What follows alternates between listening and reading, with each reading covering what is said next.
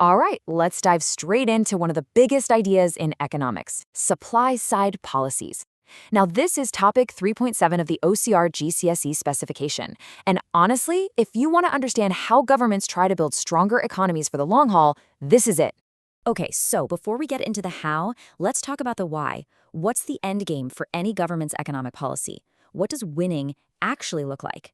Well, in economics, we have a name for it, the golden scenario. And here it is. This is the dream. You've got low inflation, so prices aren't spiraling out of control. You've got high economic growth, meaning the country's getting richer. You've got low unemployment, so people have jobs. And that balanced current account, it just means we're paying our way in the world. It sounds perfect, right? But the multi-billion-dollar question is, how on earth do you actually get there? And that question leads us right here to supply-side policies. See, to get to that golden scenario, you can't just tinker with things day to day. You've got to fundamentally improve the engine of the economy itself. So here's the core definition you need to know. Supply-side policies are not about short-term fixes. They are long-term strategic actions designed to increase what the economy is capable of producing. It's all about boosting our productive potential and making the whole system run more efficiently. Now, it's absolutely vital you don't confuse these with demand-side policies. Think of it like this. Demand-side policies, like messing with interest rates, are kind of like fiddling with the thermostat to manage the economic temperature right now. Supply-side policies, they're a completely different beast. They're like ripping out the old boiler and installing a brand new, super efficient heating system for the entire house. It's a long-term upgrade. And this is what it looks like on a graph.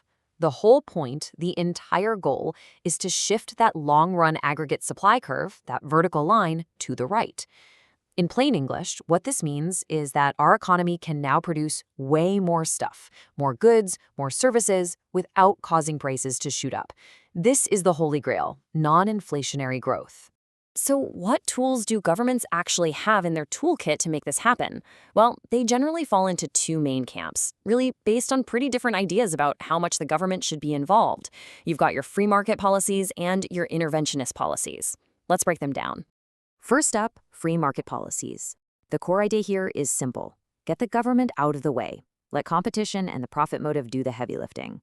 So you've got privatization, selling off state-owned companies. You have deregulation, which is all about cutting red tape to make it easier for new businesses to compete. And then there are the classics, lowering taxes or reducing benefits, all designed to give people a bigger financial incentive to work or invest. On the other side of the coin, you've got interventionist policies. Here, the government doesn't step back, it actively steps in. The idea is to fix problems the free market can't solve on its own.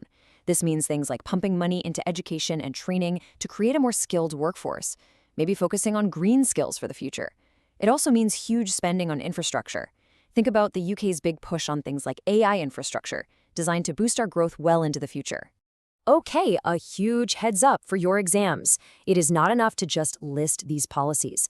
To get the top marks, you have to show the examiner how they work.